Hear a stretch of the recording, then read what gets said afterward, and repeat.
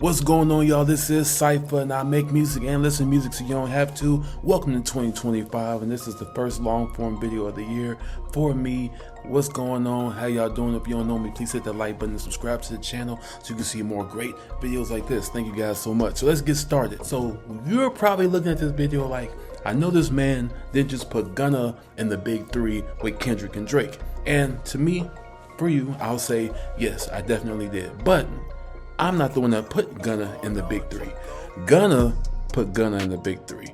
Let me explain. See, Gunna was one of those artists who had been around for a little while that never really got his big ups in the music industry without Thug. So when Thug disappeared, Gunna had to sink or swim, just like Lil Baby had to. Both of these guys had endorsements from Young Thug to where everybody was like, okay, these are Young Thug's underlings. We'll give them a chance, we'll give them a shot, and we like them when they're under Young Thug. And since Young Thug has been incarcerated, Lil Baby has gone down in stock, but Gunna surprisingly has gone up. And why? Because the same guy that you all said snitched on Thug ended up dropping some great music over the last couple years. Now, 6 years ago, 2018, you cannot tell me to listen to a Gunna album. I would never do that. At the most, I'll listen to a song that may have Gunna on it, but I'm definitely not listening to a Gunna album. Over the last couple months, Gunna has proved that he can definitely drop music solo and do it in an entirety of an album. A Gift and a Curse had Bread and Butter, it had You Mean and Cash, and those songs drove the album. I don't think there's any features on the album at all, at all. If so, it was one, but I think that was the next album. This album, A Gift and a Curse, I don't believe had any features, and he managed to drop a really great album. Following year, 2024, One of One. One of the songs that's still listened to right now is One of One. And also Today I Did Good. And I think Offset and a couple other features were on this album this time. Again, great work, best work of Gunna's career. You can't tell me that all those years ago, Gunna was dropping music like this. Back then, everybody kept saying, especially certain people were like, man, you gotta listen to Gunna. Gunna's that guy, Gunna's my guy, he's really good. And I couldn't get into it, I really couldn't. I'm like, nah, I can't do it. I didn't get it. I understood his flow was like an underwater, real slow flow, and I didn't get it. But I'm not hearing that version of Gunna nowadays. Nowadays, I'm hearing a completely different superstar that knows what they're doing, and that's what it sounds like. So why am I putting them in the big three? Let me explain. The only other artists been talked about this much in the last year have been Kendrick Lamar and Drake. The only other artist beside them that has been talked about at all is Eminem, and that's only because he dropped the album last year and he was only talked about during that time. Other than that, nobody talked about or cared to talk about Eminem. Lil Wayne was also discussed, but he was also only discussed because of Kendrick Lamar and Lil Wayne. It's all connecting back to Kendrick Lamar and Lil Wayne. So those two were the prolific pieces in hip hop for the year of 2024. They had the best music and they had the most news and coverage. So it pretty much belonged to both of them, with Kendrick Lamar taking the front row in the corner and also being the king of that year's hip hop run. So that's K-Dot, and he did it solo dolo. So now you're wondering, okay, what does Gunna have to do with that? Well, Gunna is the only other artist that you've been hearing so much music from as of late consistently, and it's been that good. Future has been in talks. He dropped We Don't Trust You or We Never Trusted You or whatever with Metro Boomin, but that's only talked about because it sparked the intense heat feud between Kendrick Lamar and Drake with the Like That song.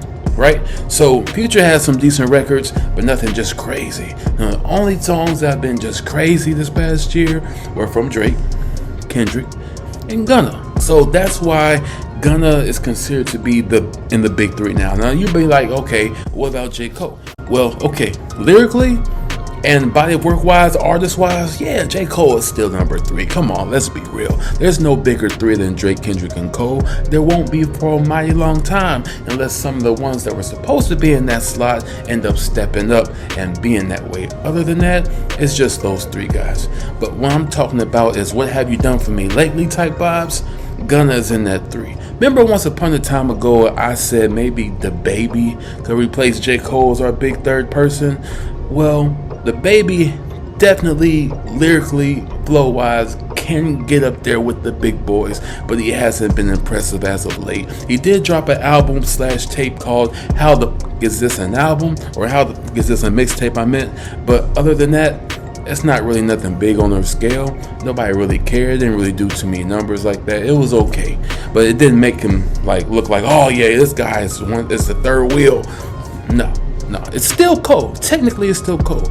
Now let's go back to the album Might Delete Later. Might Delete Later is one of those albums that, because of the controversy of the 7-minute drill, it got overlooked by how great it was. If you go back and listen to Might Delete Later, undoubtedly, if not the best album of 2024, a strong number 2, because it has the most replay value and it's definitely up there with the big boys. It might be controversial to say it's maybe in a tie with Eminem's Death of Slim Shady. It just depends on your preference.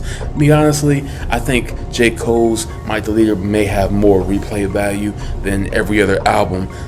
Kendrick Lamar's GNX, to me, was good and digested well over the week or two it came out, but in retrospect, I can honestly say I think J. Cole's album either is tied with his or is better than GNX, but you have to go back and listen to it. So what about Gunna's One of One? That came out the same year. If he's supposed to be in the big 3, is that up there?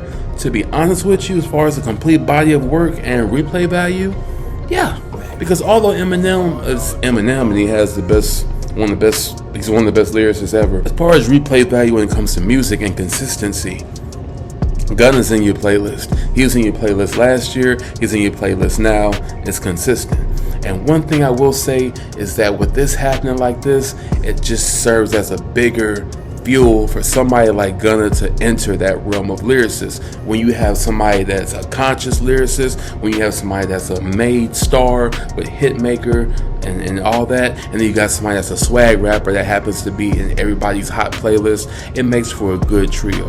So that's why I say you might want to consider Gunna. With that being said, thank you guys for watching. I appreciate y'all, and I'll see y'all in the next video. Please subscribe and hit that like button. A peace.